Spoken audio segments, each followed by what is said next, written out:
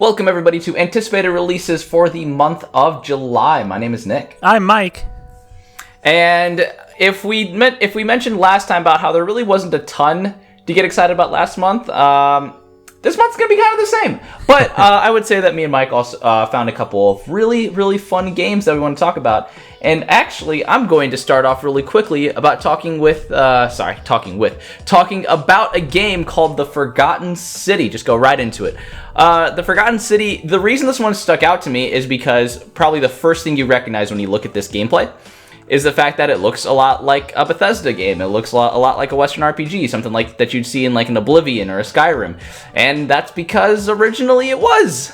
It was actually a Skyrim mod that gained a lot of popularity, and pretty much this is now the full game for it, which is actually kind of cool that it got that support. I mean, one of the things that was kind of nice about Bethesda is that it really did give a lot of creativity to people who liked using mods, and now it pretty much became its full-fledged game, which is really cool. Aesthetic-wise, at least from the trailers that I've seen, it has more of like ancient Greece kind of feel, something that you'd see in like an Assassin's Creed Odyssey. But overall, the concept looks pretty cool. In terms of the combat, I don't think it would be too different than what you would see in a game like that. But considering that one of our favorite GoldenDudez, Pat, has played Skyrim to death probably 15,000 times or so, I felt like it was worth mentioning and giving it a spot for this month.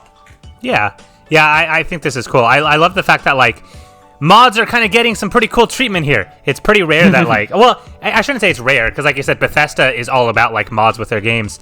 I just think it's cool. I think it's cool that like, you know, normal people that don't work for Bethesda were able to like mod Skyrim and then like build something that's so great that people were like, oh, this should be a standalone game. I think that's awesome. So yeah, I'm really excited to see like how this ends up turning out. Agreed. Okay, I'm going to talk about a game called The Ascent, which basically looks just like Cyberpunk 2077. Not in terms of gameplay. Actually, gameplay-wise, it does look a bit different. But it's another one of those like Cyberpunk-type video games. In fact, if you were just to look at like the setting alone, you would probably think that you are looking at Cyberpunk 2077. From just kind of like the rustic kind of rundown setting with like the I mean, you're looking at it obviously because the trailer's up on the screen, but you get the idea, like the different colors and the lighting and everything. It just feels very Cyberpunk 2077. So I don't know if it was like inspired by that and they like saw, oh my gosh, people are really into Cyberpunk. Let's like make our own version of that type of game. But that's kind of what it seems like. But there are a couple of cool things about it. First of all, it is a co-op game, and it's not like a typical RPG in the sense that you're in first person, you're running around doing this type of stuff. It is a role-playing video game, but it has more of a bird's eye view. Think a more somewhat like a Diablo type game is essentially somewhat what the combat looks like in it. I don't want to say it is like Diablo because I have no idea what the actual gameplay and it's like. But it is an action shooter, so you do have your guns, your weapons like that. It's more just the camera angle and the way you explore the world does seem a bit different from, you know, a typical game like Cyberpunk or Skyrim or things like that. So it does look like a really cool game. I do think it's worth checking out. Something kind of cool is it's very rarely an Xbox exclusive. We don't see that too often. I mean, it's available on PC too, because everything for Xbox is pretty much available on PC. But it is something that is not available on PS5 or Switch or anything like that. So kind of cool. I wanted to give a shout out to one of the very rare Xbox exclusive games out there. So it looks fun. If you're an Xbox or PC player and want to try something out, it's a bit different. Yeah, from what I saw, when I was kind of looking at this game too, is I know the combat is definitely not like it, but it definitely gave me vibes of like in terms of the camera angle, more like an XCOM. Yeah. And then I saw the combat, I was like, that's not XCOM.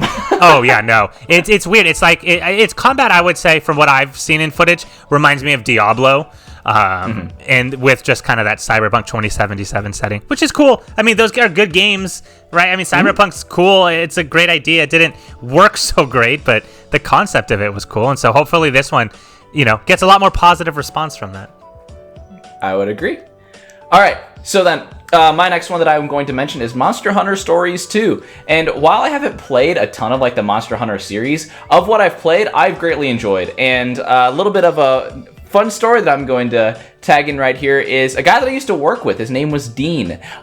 He was pretty much the guy who, I don't want to say bullied me into checking out the Monster Hunter series, but it was decently close to.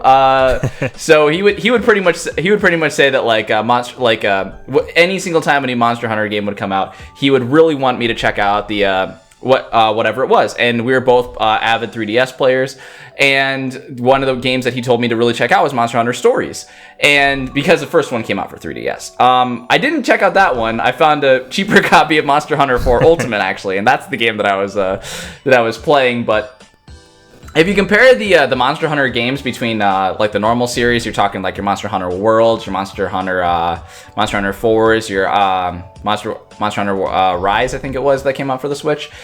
Stories is a very different aesthetic. Most of the time when you see like you think of a Monster Hunter, you have like adult people going out and just killing whatever things that dies or whatnot, and then you see these ones where kind of have more child protagonists and whatnot, and it's just like the power of friendship is gonna win the day.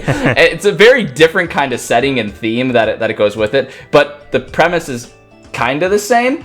Either way, it does seem that like normal Monster Hunter does kind of lean towards the let's just kill everything on sight, but if you're leaning more towards, as a title of this game suggests, more of a narrative aspect, you might want to check this one out. But either way, I do think the series is really cool. I have been wanting to play more of the games. But either way, the 3DS game was fantastic. Again, the reason I said the little quip about a guy I used to work with, Dean. Dean absolutely adored Monster Hunter Stories, and it seems like this game is just doing more of it. So I don't think there's anything bad about that. If it ain't broke, don't fix it, as I say. True that. Yeah, it looks interesting. I've never played the Monster Hunter games too much, but this one definitely feels more anime than the other ones in terms of the pictures. Oh, cool, interesting. Okay, so I'm going to talk about my second one. This game looks really, really interesting. I didn't know too much about it. I was kind of just like skimming through the list, seeing like, oh, what game might be interesting to talk about. And I saw a game called Where the Heart Leads. This is a PlayStation exclusive, so going on the other side of this. And it's a really interesting looking game. It was hard for me almost to get kind of a grasp on it. In fact, on the comment on one of the videos, the guy said that someone should have like commentated and described the trailer so people understand what the hell is going on. But from what I've gathered on the game, it reminds me a bit of like a Life is Strange type of story. Essentially what happens is there's a giant sinkhole that opens up in the middle of this guy's area in this farm. His dog falls down the sinkhole, so he jumps in to save his dog. And then he essentially descends into like this realm where I guess he's able to all of a sudden like control time. So he's able to like alter the past, present, and future. And so there's kind of a cool like moral topic, I guess, that goes on, in that he can like go into his past and like change things that he's done. He can fix mistakes he's made, or alter the future that he has coming. And so it seems very, very interesting. Just the idea on like I've never been huge on time travel, but I think in cases like this where it's used as a moral type of thing, where it's like, okay, I'm able to like alter time and how it works, but is that okay? I always think that's kind of an interesting thing to dive into. And what's cool about this game is it is very heavily based on the choices you make. So again, kind of like a Life is Strange type game, the choices and decisions that you make are going to alter what ends up happening in the end, which should make sense when you kind of hear what the game is about, of course. So it's very narrative driven. I've heard that it's a very emotional experience, kind of a very different type of game. It's classified as an adventure game, but really, as far as I've seen, there's nothing like combat or anything like that. It's more just you kind of experiencing your life again and kind of being able to like alter and change things around. So it's by a company I've never heard of, Armature. It seems like it's a very different indie company. So I'm excited to try this out, though. It looks like it'll be a fun and different kind of game. It's the word I see pop up a lot is surreal, which I think will make for an interesting game. So if you're looking for something kind of unique and different, I think this game would be worth checking out. It does sound kind of interesting. The whole Life is Strange, I mean, I did like Life is Strange 1. Didn't really think too much. I mean, I didn't really try Life is Strange 2. But either way, it sounds pretty interesting from the way you're describing it. Yeah. So, yeah. All right, so are we going to go heavy hitters now, Mike? Let's do it. All right, let's do this. The first heavy hitter that we're going to say is probably the one that everybody's expecting us to talk about. I mean, we used to be the Nintendo dudes, and that's Legend of Zelda Skyward Sword HD. I think it's pretty obvious that this game is kind of a placeholder for the Breath of the Wild 2. Skyward Sword had its problems. I'll say that. The way that I kind of view Skyward Sword when I played it for the Wii was I adored it. There's very few Zelda games that I think are bad. I would rate this one in the lower half because I think it's a game with very high highs and very low lows, where it has some moments that are breathtaking, stunning, or it makes you think like, wow, this is insane that they pulled this off. But at the same time, it has some decisions where it's just like, okay, that was really stupid. Why the hell did you do that? But to go into more depth, Skyward Sword is the game that happened right after Twilight Princess. Twilight Princess was the first as Legend of Zelda game that really introduced motion controls into the game. And while they were very basic, stuff like pointing the remote at your screen, swinging the Wii remote to be able to swing your sword, Skyward Sword had a little bit more of a benefit because technology advanced to the point where they added Wii Motion Plus. And this is where the divisiveness comes into this game, or came into the game, especially for the Wii, is because you had to have Wii Motion Plus to play it, and the motion controls, even as somebody that would usually defend motion controls, they weren't very good.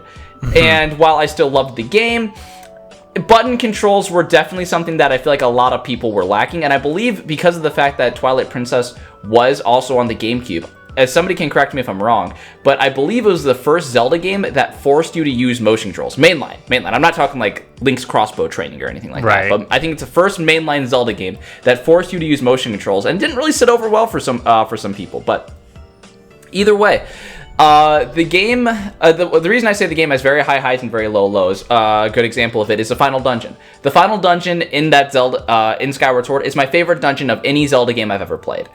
But at the same time, doing some of this, the backtracking that you have to do in that game also makes it one of my least favorite Zelda games. So it's a very divisive Zelda game in my personal, from what I've read, not in my personal opinion. I thought it was still good. It was a little bit of a rant. I think it's a good Zelda game, not a great Zelda game. But one of the things that's nice, and the reason I mentioned the motion controls before, is because they're actually giving the option for button controls for this remake, which is a huge upgrade. And I think that, I hate to say it because they are selling this game more than the one than the Wii version, but if your problem was the gameplay, I don't think it will be nearly as bad when you're not having to rely on the Wii remote to figure out where you're trying to swing the sword. There's a couple other weird decisions that they made, something like shield durability and everything I thought was kind of odd, but the game as a whole I thought was really, really fun. Mm-hmm. So I think it's, in my personal opinion, I'm probably not going to get it since I still have the one for the Wii, and I don't really feel a need to jump back into it as much. I hope I'm not trying to undersell this game too much. It's still a really fun game, but it's definitely not one of the Zelda games. To me, it's not one of the, I guess, iconic Zelda games. I don't think it's like a Wind Waker or an Ocarina of Time. I think this is more like, it's more like a forgotten one where it's really good and you might hear people mentioning it every now and then. I see it more as like an Oracle of Seasons or something like that, where it's a great Zelda game. You'll hear people talking about it, but it's definitely not what you think of as like the Legend of Zelda first game you gotta try is Skyward Sword. Mm-hmm. Nobody says that. Right, that's true. Yeah, it's tough. I'm really excited for this too. I might get it simply because I did not enjoy playing Skyward Sword because of the motion controls, like at all. Mm-hmm. You know, kind of like to piggyback off what you said. I didn't find it fun. When I play video games, that's fair. Yeah, it's just when I play video games, I don't want to like swing the controller, and then some things like with bombs and stuff, it got tedious at times. Bomb rolling was stupid. The bomb rolling, I think, is still one of the dumbest things that they've ever put in a game like that. Yeah, well, that was them just like trying to find a way to make motion controls work for bombs, and it's like, why couldn't you just make it a button? So I am excited to like re-experience this game. I'm definitely gonna wait till it goes on sale, which means I may never get to play the game, but whatever. It means you're waiting for it to be $70. Basic. Oh gosh, that's true, isn't it? But I don't know, because my only reservation though is like when they talked about buttons, they still said you kind of have to flick the control stick for like the sword, and that's concern. I'm wondering what that will feel like. That is something like, I don't know, like I get they can't remap because so many of the fights in the game are structured in a way where you have to like swing your sword at certain angles, so they can't just map it to B and call it a day without like redoing the boss fight. So I'm kind of curious what that's going to be like. Because I don't know, like Mario Sunshine on the 3D All-Stars, I didn't like how they mapped the buttons for the different like strengths that you shoot the water pressure, because GameCube, you know, with like depending on how much pressure you put on the trigger or the Z or what R and L buttons, it like changes. So for the Switch, they like changed and it just felt weird. Or like the motion controls in Galaxy, I just despised on the Switch. So I'm hoping they do it well, but I haven't liked how they've transitioned games in the past so far. So we'll see how this one goes. But I'm hoping it goes well, because I just want to like enjoy Skyward Sword the same way I enjoyed Twilight Princess and Wind Waker and Ocarina of Time and all those, which is with a controller, you know? Yeah, no, I completely agree. Like, again, I still think that Skyward Sword had some awesome ideas. Like when you go into like to this, like might be a mini spoiler, but if you go into like the sand area and whatnot and use the time stone and you're literally like, and it has like that little pocket of water that you're going through, like some of that stuff is insane. And like some of these dungeons were done so well. That's why I always like to point out, like some of the ideas in my mind were executed to near perfection, but were really held back by the controls. Yeah. So I figured out how to do it. I was able to deal with it. You also got one of the greatest characters in all of the Zelda franchise, Groose. Oh, God. But besides that, like I understand how people feel, how they're maybe more apprehensive on this game and everything.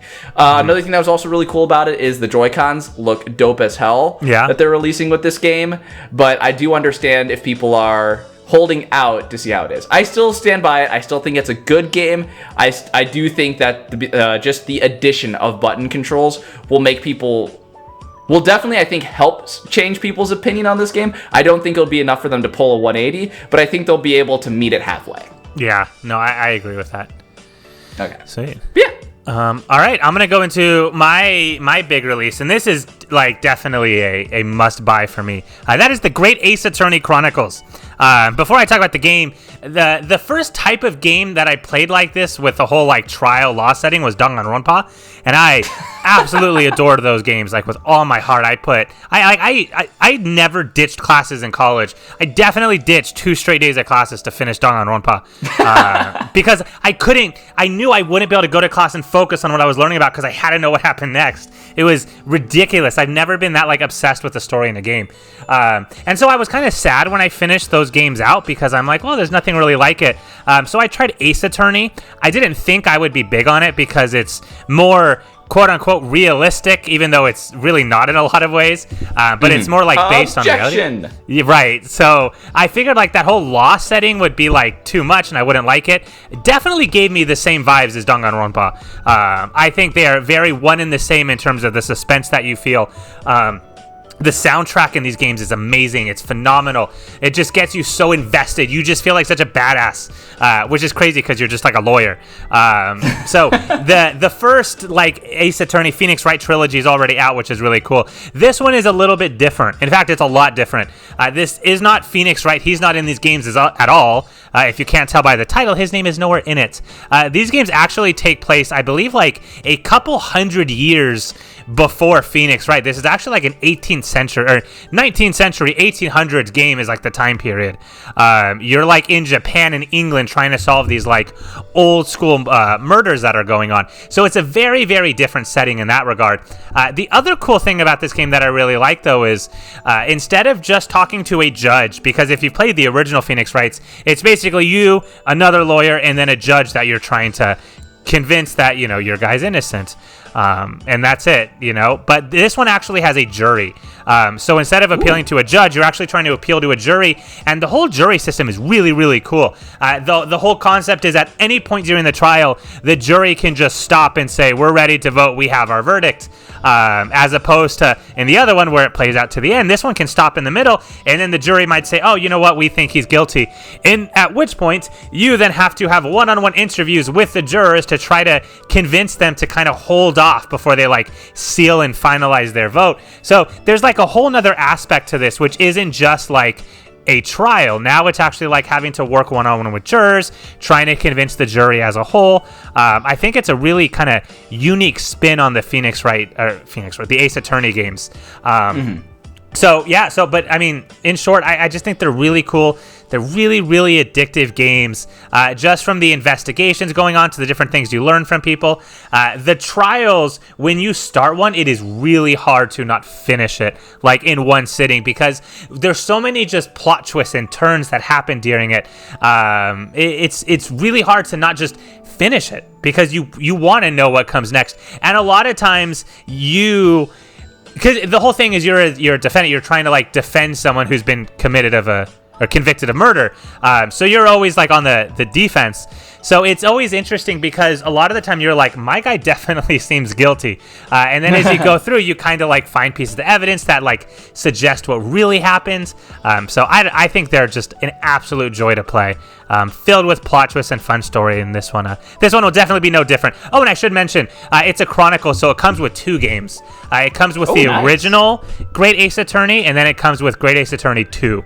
So it's 2 games for $40, which is not a bad deal. It's $20 per game, which is what remake should be. Anyway. I agree. I agree. We don't need to be on a tangent for it, but I agree. If it's a remake, you ain't making new content. You're just remastering what's already there. Yep. But no. Talking about Great Ace Attorney. No, that sounds really interesting. I've watched some of Travis stream Danganronpa. I thought it was really cool. Again, it went all the way over your head because it's one of those kind of things where if you jump in the middle, you will be completely lost. Oh yeah. But either way, no, I've always heard of really fun things about those games, and it definitely does have its core audience that really likes it. So as long as, again, it's one of those things where if it ain't broke, don't fix it. Just keep them coming. Why the hell not? So I mean, most of these games that we've mentioned this month, I'm sorry, just to bring it back all the way back around. Most of the games we mentioned this month have really been, I would say probably like a couple maybe diamonds in the rough or whatnot. But I mean, overall, I mean, there hasn't been too much. Maybe that's not the right way to say it. A lot of the stuff a lot of the games that are coming out nowadays, maybe for the exception of 1 or 2 that we mentioned, are stuff that is not too daring to take a risk on. And honestly, I don't think you always have to take a huge risk when it comes down to making a new game. Dragon Quest proved that pretty well, where it's just like, you know what? If you have a system that works, just keep it going and keep maybe making some minor tweaks, but you don't want to completely mess up a formula or almost sabotage a formula like Final Fantasy did, because it gets a little divisive when you get to some of the games past 10, if you know what I'm saying. Yeah. But otherwise, I don't have much else to mention in games. How about you? Microsoft Flight Simulator's coming out. Yes! Game of the year. Right there. Microsoft Flight Simulator. What was the number? Is it 7? 7? What the fuck? 7? What does that mean? Is it 7? Microsoft Flight Simulator 7, or is it just Microsoft Flight Simulator? It's just Microsoft Flight. It just says Microsoft Flight Simulator? I thought they made like 6 of those before. They did, but the last time they made one was like 30 years ago, I think.